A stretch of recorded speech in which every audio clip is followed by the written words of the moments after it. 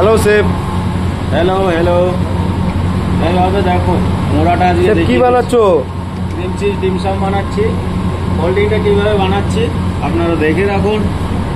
এইভাবে ধরবেন, প্রথম এইভাবে একটা চাপ দেবেন, এধার থেকে এইভাবে একটা, তারপরে এটা ঢুকিয়ে আবার একটা চাপ, এখান থেকে একটা আবার ঢোকানো হবে। এরকমভাবে ফোল্ডিং করে করেই যেতে হবে। বেশি টাফ না, ইজি, এইভাবে ফোল্ড আসবে। দেখতে সৌন্দর্য, খেতেও সুস্বাদু। দেখে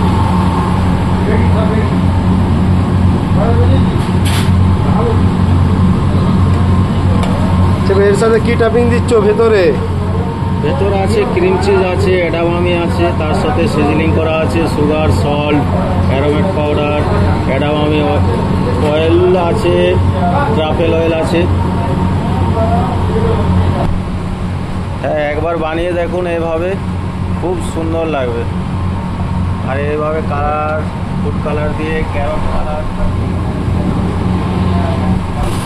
এইভাবে বানালো, কত সুন্দর হয়েছে দেখুন। আপনারাই বলবেন, আর লাস্টে লাইক কমেন্ট শেয়ার করে যাবেন কীভাবে বানাচ্ছি।